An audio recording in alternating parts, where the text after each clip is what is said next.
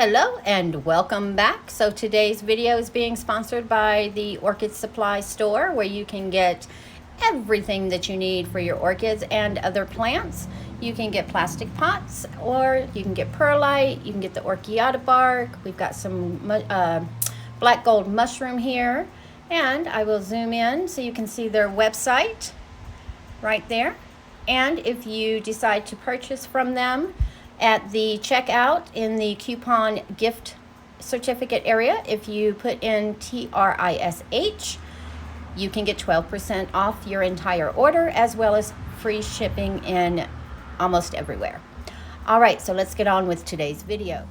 All right, so today's video, I am going to repot 2 orchids from my daughter. I gave them, well, I didn't, she purchased them, sorry. I potted them for her about 2 years ago, back in 2020.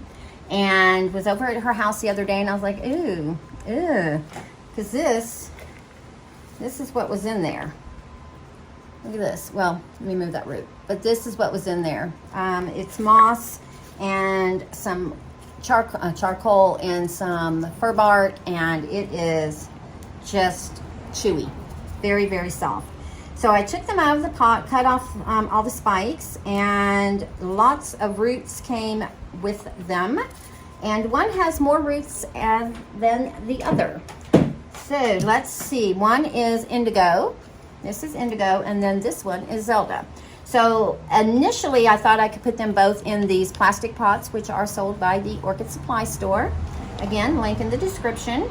And this one fits in there pretty good once I get her all the way in there. But this one has lots of roots still left on her after I cleaned her up. Most of her roots were kind of right down in here in the middle, so that was easy enough to cut off. I'm not worried about getting all of the media off or anything like that. There's not that much left on there. Didn't rinse her off, but I did cut off all the old spikes, and I missed a sheath. I've cleaned off all of the old dry sheaths, just to kind of leave a space open for possible root growth. Let me just get that one off because I did miss it. It's on there kind of tough. There we go. So if you are taking off an old sheath and you see it's by a root and you think you're going to break the root, leave it. Just leave it. But this one fits into this pot better. So that is the one we're going to use. And the mix I'm using is, let me pull it over here. It is the coarse perlite, the medium orchiata bark, if I can speak. And even though this is medium orchiata, to me this is small, but I know that the small orchiata bark is really small. And I've added a little bit of the mushroom compost in here. It's similar, it's sort of like a slow release fertilizer. It's very, very low. It's like 0.05 or something like that. And it is good for like regular house plants. You can use it in your garden. I thought that I would try it for her orchids just to see if, you know, we can rejuvenate them a little bit.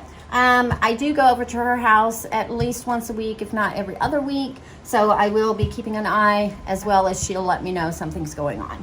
So let's get this one potted up first. And I'm going to put a couple of little styrofoam balls at the bottom, just to make sure that it stays open for a drainage, maybe.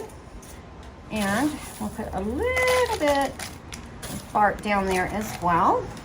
And then what I'm going to do is I'm going to get this long one in there first, settle her in, and I'm going to try to get as many of these roots in and media on as possible. So I'm going to kind of twist her and push her down a little bit.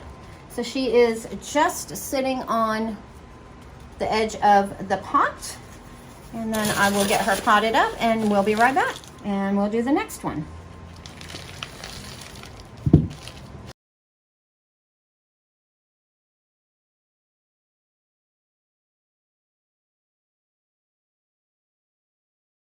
Okay, there is that one potted up, and as you can see, she's just sitting right at the base, or the rim, and the media is right up to, but not covering the crown, because we do not want crown rot. And I will put the date of today, which is September 23rd, tomorrow is Sarai's birthday. So I will take these back to her when I go see her for her birthday. And I did soak them for about an hour in CalMag and seaweed mixture, 60% CalMag, 40% of the seaweed at 300 parts per million. All right, and now let's see what we've got with this one. And this one, again, I really definitely want to get all of the roots into the pot and under the media because she is lacking in the root system.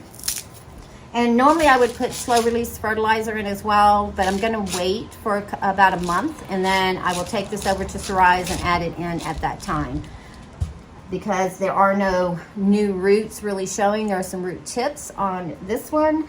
This one here does not have new roots or root tips growing. I am kind of taking a chance.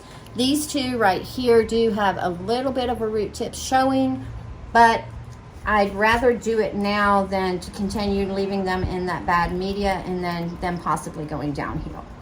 So this one is indigo, and indigo is one of those blue ones that you buy. And everybody's like, oh, what a pretty blue flower. Well, when it rebloomed for her, it bloomed white. I told her it would, and she knew. But she loves the color blue, so that's the reason she bought it. And I believe indigo is kind of a pinkish color.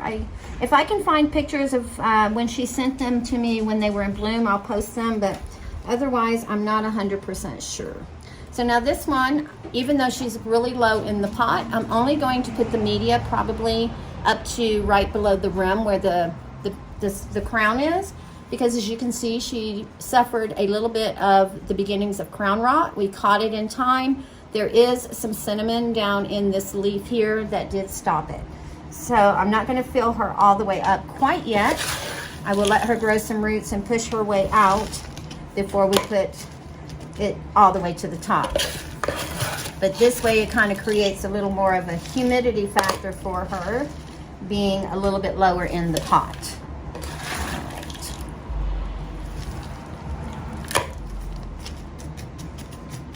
And one of the things, she was top watering, and I think that's how that water got into the crown. So I have advised her that it is best to bottom water your orchid, especially if, you know, you're still a beginner. It just helps keep that water from getting into the crown and causing, again, crown rot. There we are. Let's see. Let me see if I need to take any of this out. No. All right. So there it is. So as you can see, we've got it right at the bottom, not covering anything. There's no openings or anything like that. And what I'm going to do with this one, because she is smaller, I'm going to kind of do that and lift her up just a wee bit to make sure that there is media up under her, so she is sitting a little more snug. And that is just a little bit more back here. And then that is Miss Indigo.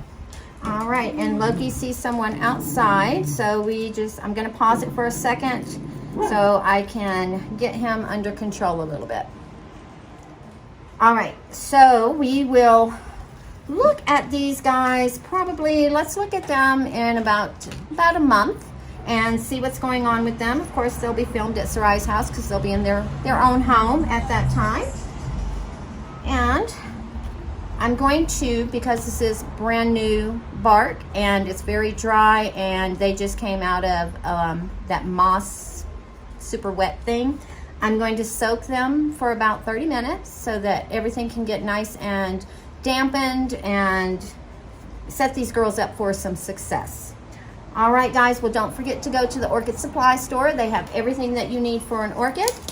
They have orchiata bark, they have mushroom compost, which is more for plants, but I'm using it for my orchids here. Well, Sarai's orchids, they have the perlite, they have decorative pots, they have plastic pots, they have opaque pots. They have, like I said, everything that you need, free shipping. They do ship international if that is what you are interested in. And if you use my coupon code TRISH, T-R-I-S-H, at checkout, you get 12% off. And if you do go visit the Orchid Supply Store and you purchase something, share with me what you got, because I might want it too. All right, guys, Have a wonderful rest of today.